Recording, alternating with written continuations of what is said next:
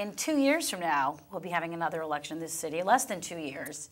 There will be 3 open seats. You will be the senior leaders, and so it's a very important election. You know, they're all important, of course, but are you excited about that? Are you already hearing, like, you know, are you feeling there will be a lot of people that will be stepping up that want to get involved in the process? And would you encourage people out there to start thinking about it and get ready? And what's your advice? Well, I'm very excited about the next election. What this election, I think, conclusively showed is that if you've got a desire and an experience that you can bring to the city that people feel can be helpful on city council, that running hard and reaching out to people and connecting with them like Anthony and I did, that you can be elected. You don't have to come from the old guard. You don't have to be politically groomed to serve on council. There's some terrific people that aspire years ahead of time to be on council, and I think that's terrific. But there's also some other folks that out there in the community that will rise to the occasion. And I think we'll see some surprising candidates in a year and a half that start to declare. I also don't agree that we're going to necessarily be the most experienced people on council in 2 years, and here's why I say that.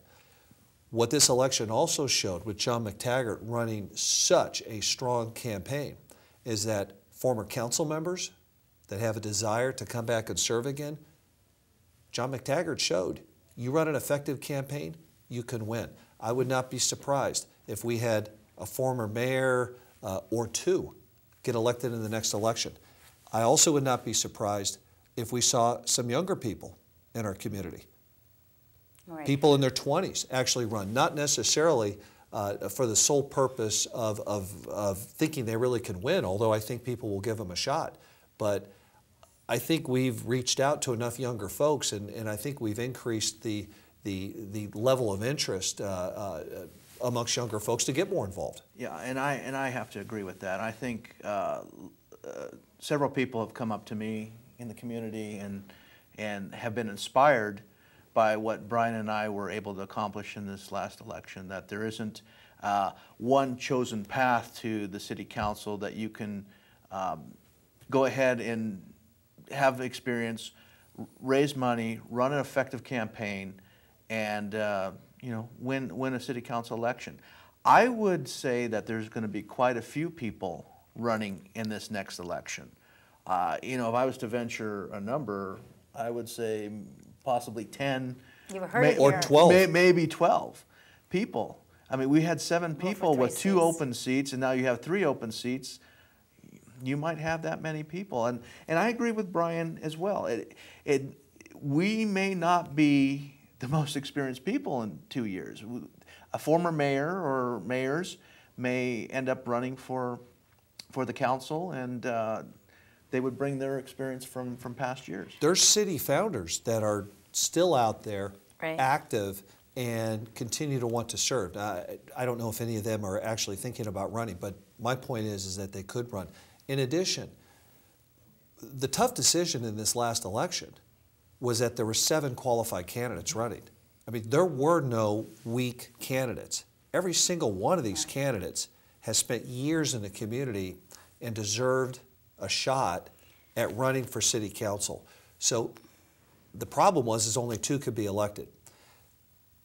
There's still 4 out there. John McTaggart has passed away, but any one of those 4 candidates that just ran, I can assure you, if they chose to run again, would be very strong runners in this, and I hope they do. I mean, I encourage them to. So I agree with you. I think it's going to be at least 10 candidates, perhaps 12. I think it's good for the city to have as many people involved in the local political process as possible. I think it's a great thing. As we start to wrap this up here, a few thoughts from you both. Just in terms of now that you're on the council, what do you think will be your biggest challenge? There'll be many challenges, but just you've already been in a short time, and already what will be challenging for the both of you? I think fiscally, California. Yeah, what the state is going to reach down and try to do. I think that the that the municipalities are going to have to band together. We're going to have to work with Supervisor Don Kanabe, and we're going to have to fight to keep our independence from the state. I think that's single-handedly the biggest challenge. Yeah, and I would agree with that as well. I think that we're going to be into really some uncharted waters here out in the future. Our city has been run very well fiscally, but now we're going to have to, look at being creative. We're going to have to look at, we're going to have to see that our crystal ball is a little bit clearer, because right now from the state level, it's awfully cloudy. Mm-hmm.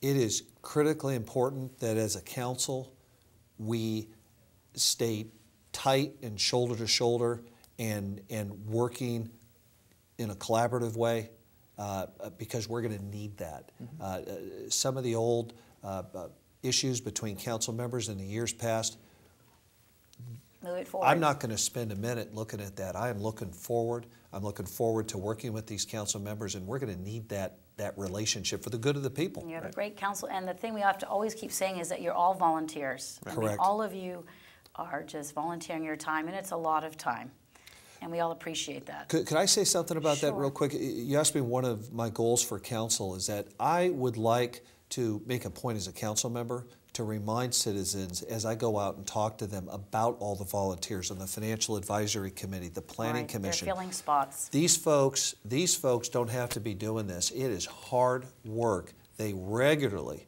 get pounded in letters to the editor or in emails. It's a tough crowd out there. Well, it is tough, and people should be critical, but at the end of the day, they need to realize that these folks are volunteers. Right. Now, when you run for public office like we did, it comes with the territory. But when you are on the Planning Commission or the Financial Advisory Committee or the Emergency Preparedness Committee like Tim Weiner runs, those folks put in many, many, many hours for the good of the residents. And I'd like to recognize them more, in as much as they want to be publicly recognized. All right, one thing before we wrap it up, this is of course the holiday season, and I just want to know just if you have any holiday wishes for the community, and just sort of how you're spending the holidays. Well, I want to wish the residents of Rancho Palos Verdes a very happy holiday season, happy New Year, and a safe holiday season. I think that's important. And it's a time to reflect, count our blessings, and look forward optimistically to a new year.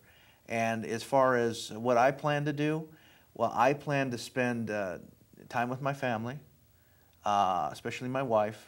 And this year has been very busy with the campaign, and of course I have a regular job. And juggling. Juggling, yeah. But I think it's going to be important for me to spend time with my wife and the kids, of course. But I really want to give my wife her time.